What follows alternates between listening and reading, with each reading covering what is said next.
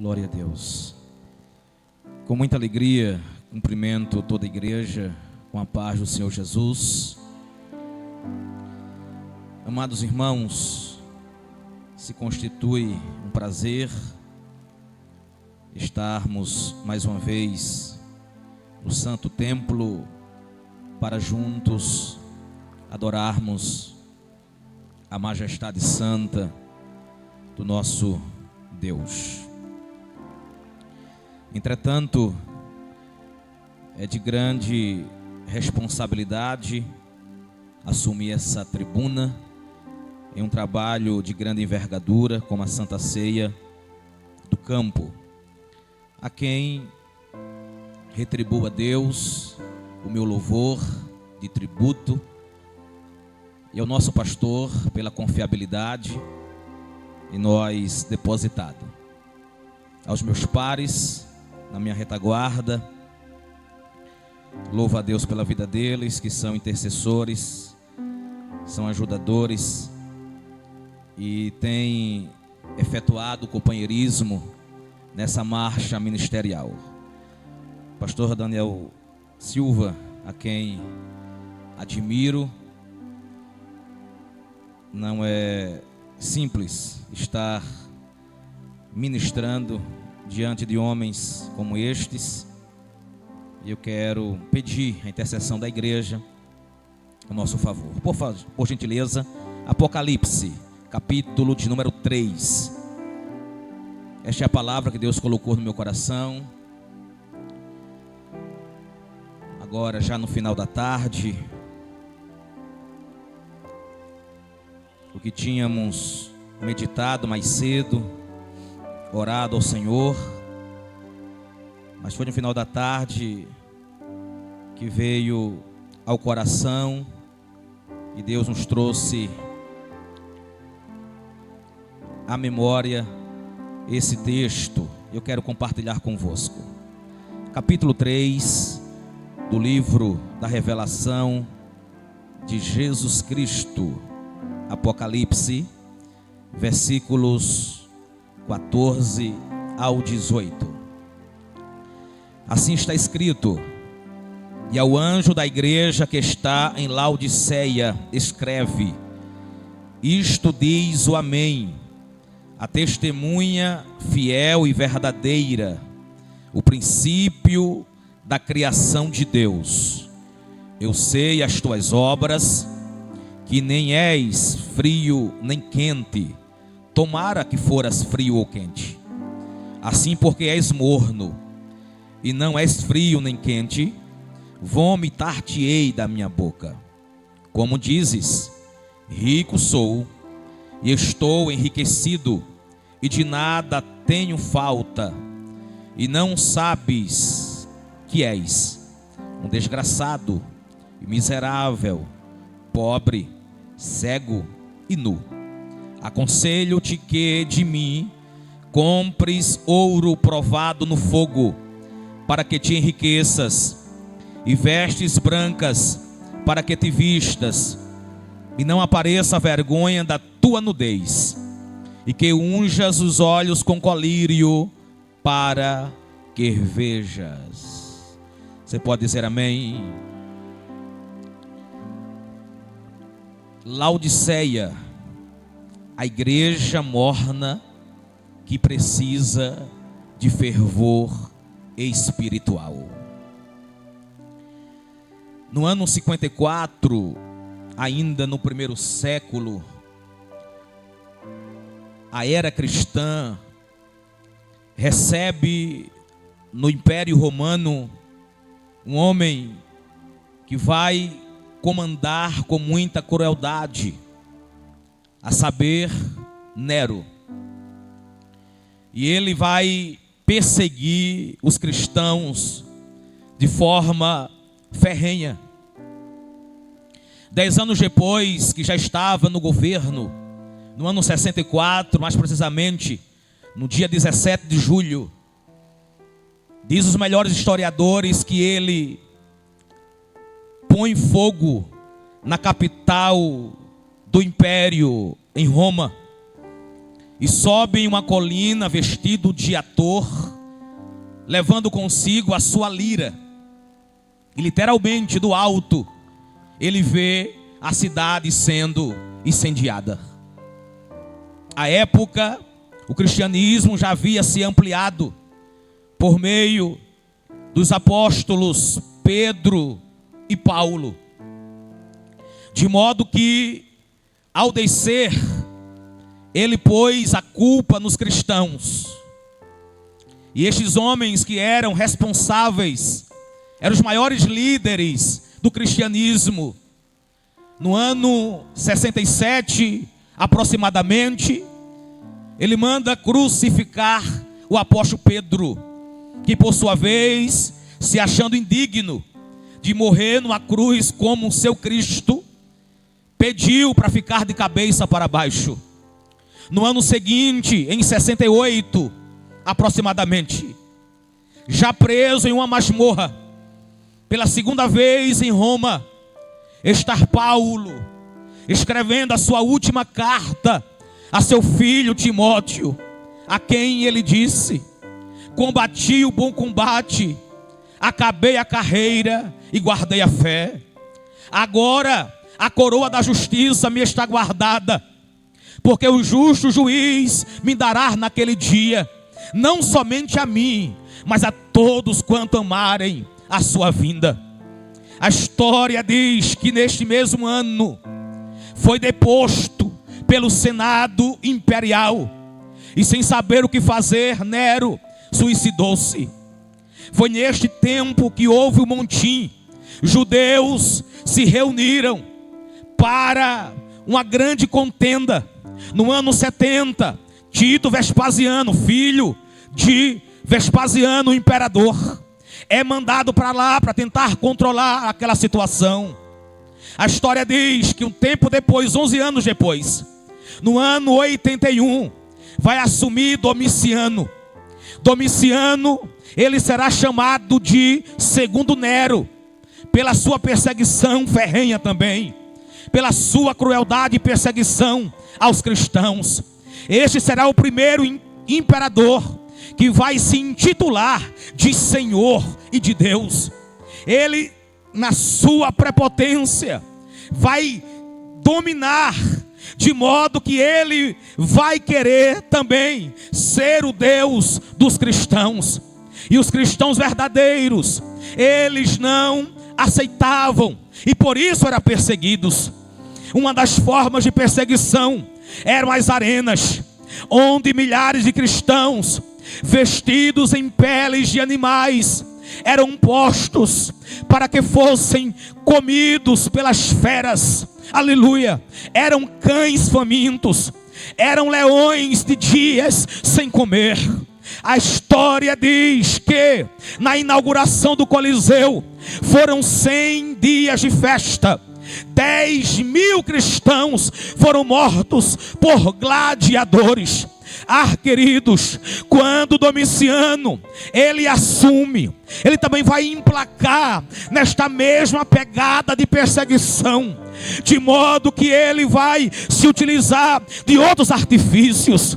Diz a história e o contexto cristão, a tradição cristã diz que João o apóstolo, cerca de 90 anos de idade, era o último apóstolo que ainda não havia morrido. Aleluia! Estava na Ásia Menor, na cidade de Éfeso, capital daquela província, e estava pastoreando, e escrevia nas suas cartas finais, dizendo: filhinhos, é já a última hora.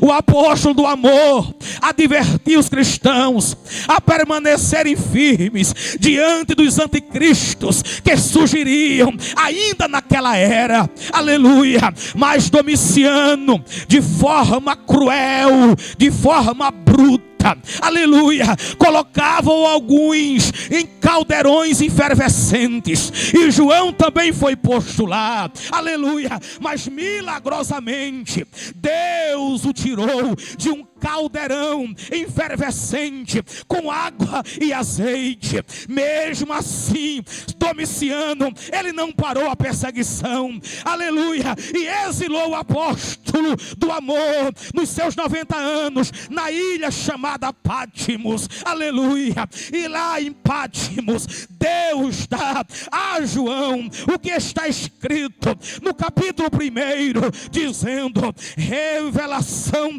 de Jesus Cristo que Deus lhe deu para mostrar aos seus servos as coisas que brevemente devem acontecer, e pelo seu anjo as enviou e as notificou a João, seu servo. E é o mesmo João que testifica, que notifica, que testemunha, dizendo: eu, João, que também sou vosso irmão, companheiro na aflição. Estava, ele usa o verbo no tempo passado, o que implica dizer que ele não morreu abandonado e nem mordido pelas feras lá em Pátimos. Ele recebeu, aleluia, a revelação e foi livre de lá. E ele disse: eu estive lá por causa da aflição, por causa do reino, por causa da paciência de Jesus Cristo, por causa da palavra de Deus e pelo testemunho dele. E eu fui arrebatado em espírito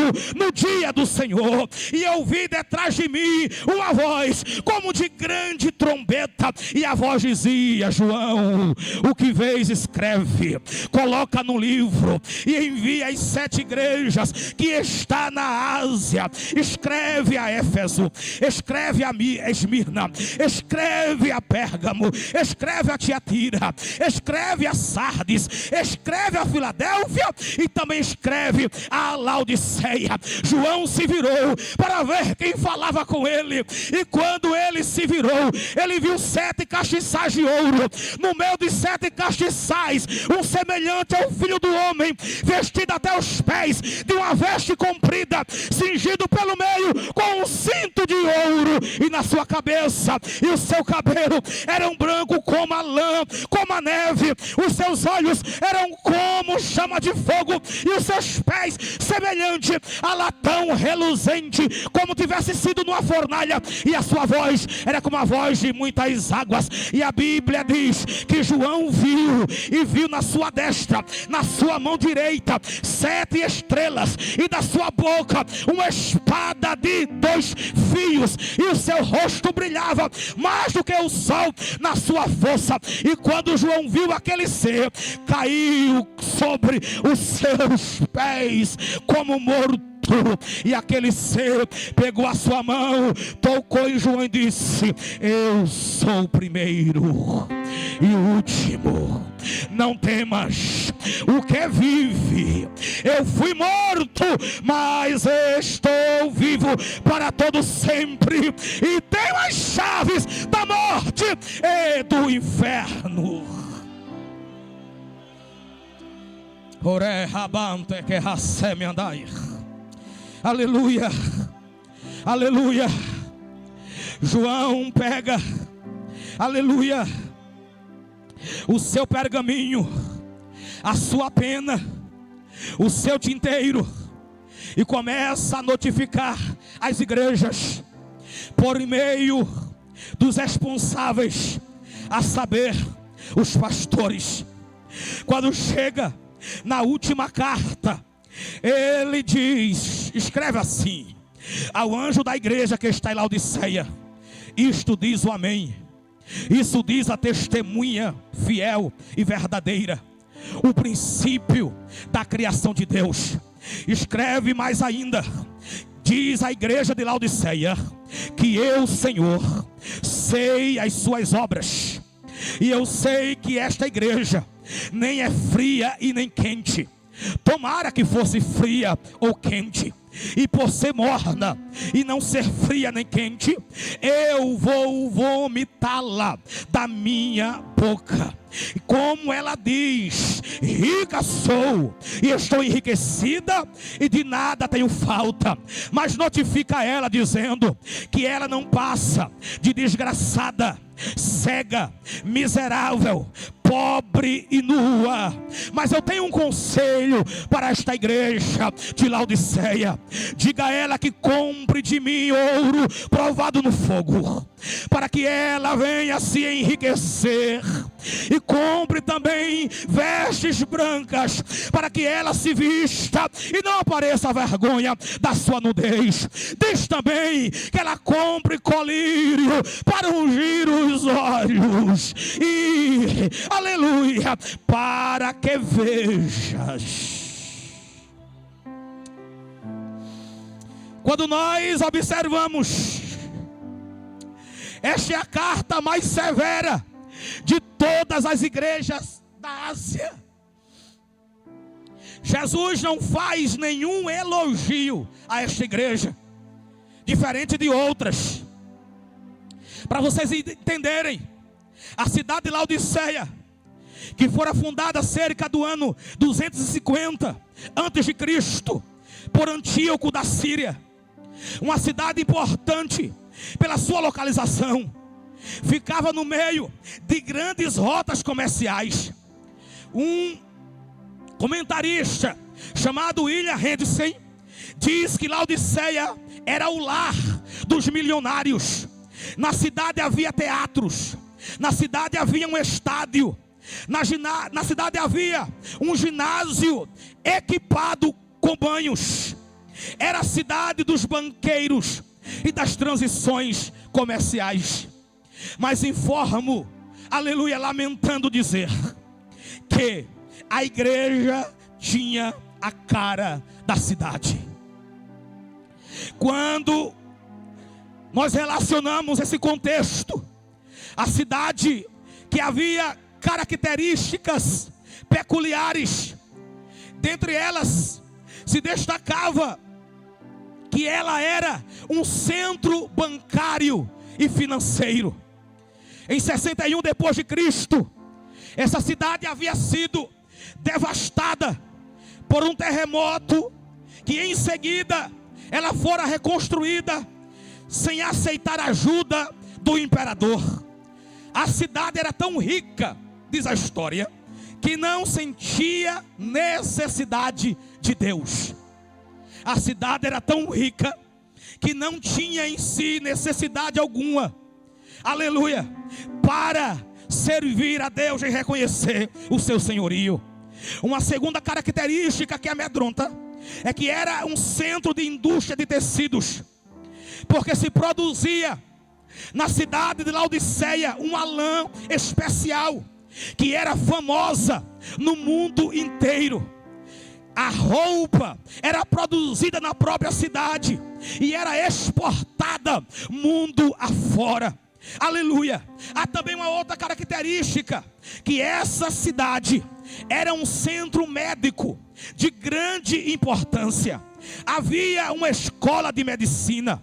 Fabricavam-se ali dois tipos de ungüentos estes que serviam tanto para os ouvidos quanto para os olhos. Era o colírio que era exportado também para o mundo, ou seja, os centros mais populosos do mundo conheciam a indústria da roupa de Laodiceia e conhecia a indústria desses colírios de ouvidos e para os olhos daquela cidade. Queridos, também há uma outra característica: era um centro de águas térmicas. Águas, aleluia, era uma região formada por 3 cidades: Colossos, Hierápolis e a própria Laodiceia. Em Colossos ficavam as fontes das águas frias, enquanto que em Hierápolis ficava a fonte de água quente. Diz o historiador que havia um aqueduto que ligava as águas térmicas, tanto as frias, aleluia, de Colossos, quanto as águas quentes de Hierápolis. E quando as águas se encontravam, elas ficavam mornas. A razão pela qual Jesus escreve advertindo esta igreja era dentro de um contexto conhecidíssimo pelos irmãos.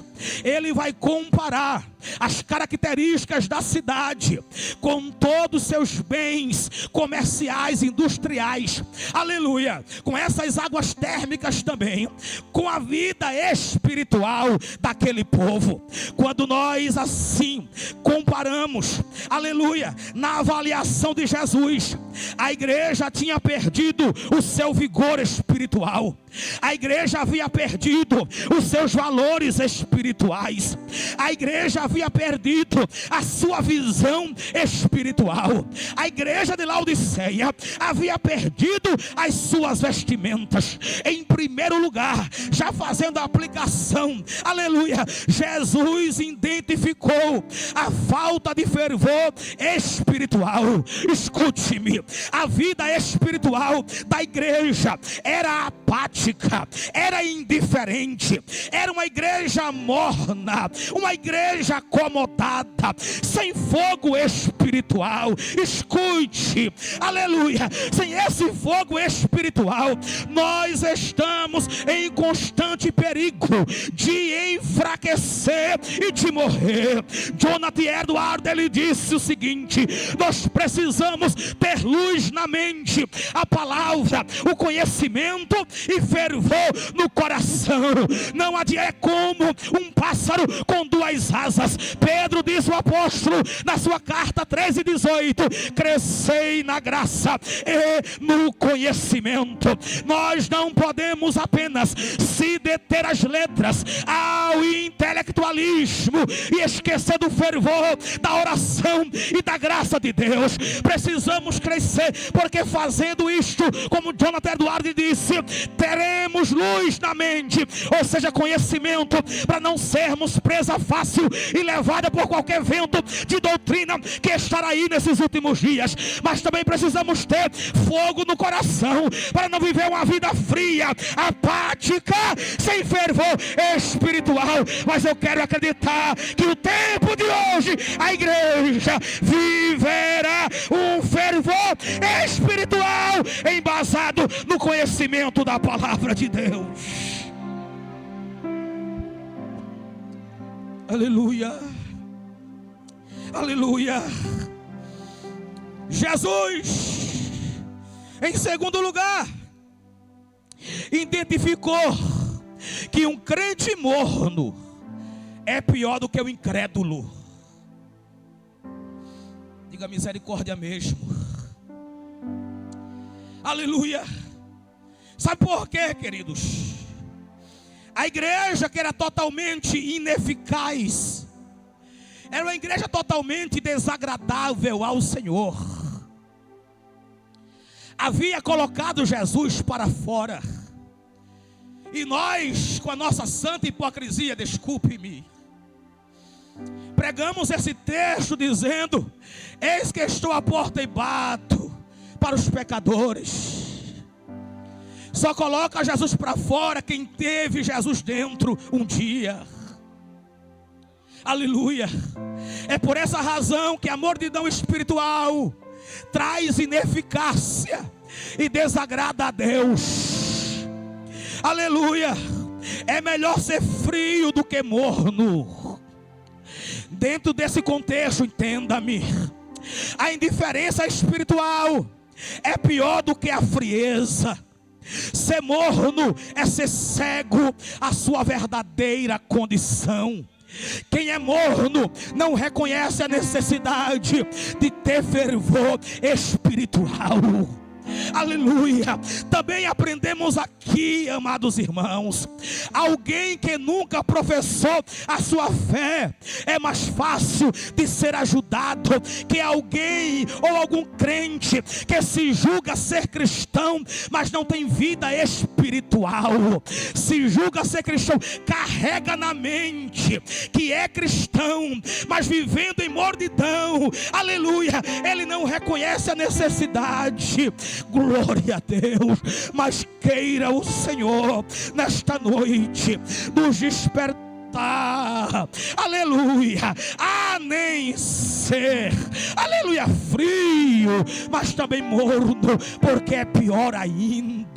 Glória a Deus. A igreja de Corinto tinha 3 tipos de crentes: os espirituais, os carnais e os naturais. O pior deles era o crente natural, porque está dentro dessa mesma característica. Aleluia. O carnal ou frio ainda sente, mesmo que emocionalmente, entende que Deus fala, embora não se arrepende, embora ao sair pratica a mesma coisa. O morno não, ele pensa que está bem, ele pensa que está agradando a Deus e não está, porque ostenta um orgulho. Mas queira o Senhor nesta oportunidade nos ajudar, nos ajudar,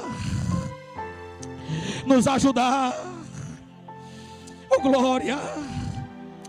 Jesus revelou que um crente morno, em vez de dar prazer, provoca-lhe náuseas. Ao invés de causar ou dar prazer a Jesus, lhe provoca dores, náuseas. Você só vomita o que ingeriu, só joga fora o que está dentro. Quando perdemos a nossa paixão por Cristo, quando perdemos o nosso entusiasmo de estar em sua presença, nós provocamos dor em Deus, a ponto de causar náuseas e sermos vomitados. Jesus identificou que a alta confiança da igreja era absolutamente falsa, porque o alto engano é uma tragédia. Laodiceia considerava-se rica e era pobre. Se você voltar, a igreja de Sardes se considerava viva e estava morta, enquanto a igreja de Filadélfia, aleluia, achava que tinha pouca força, mas Jesus colocou diante dela uma porta aberta. Aleluia. A igreja de Laodiceia estava orgulhosa do seu ouro, das suas roupas, do seu colírio, mas era pobre, era nua e era cega. A autossatisfação também é uma grande tragédia. Os crentes eram ricos perante a sociedade e muitos influentes, mas Jesus diagnosticou a sua pobreza espiritual. Mas ele foi enérgico em aconselhar, dizendo: compre de mim. Jesus é a fonte da vestimenta espiritual. Compre de mim, colírio. Ele é a fonte da visão espiritual. Compre de mim. Ele disse: eu não quero que você ande nu, eu quero que se vista de vestes brancas. Mas por quê?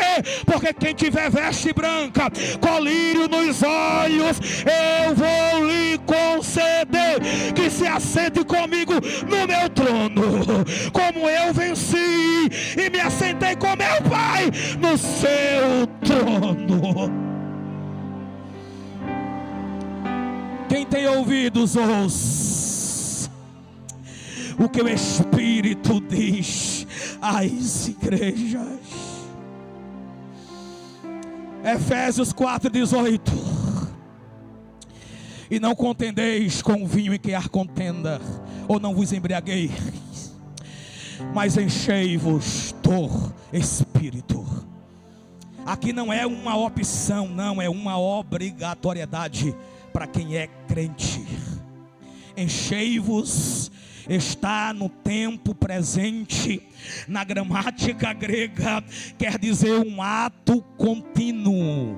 Eu preciso ser cheio, eu preciso estar cheio e eu preciso permanecer cheio.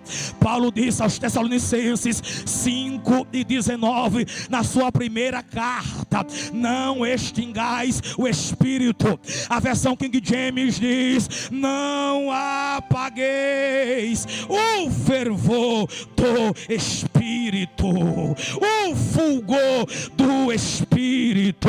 Se eu preciso estar cheio e não devo apagar este fogo, então eu não posso ser morno, eu não posso ser Laodiceia, eu não posso colocar Jesus no lado de fora. Eu tenho que estar vestido, eu tenho que ter visão espiritual para um dia eu poder sentar no trono como Jesus sentou no trono do seu Pai.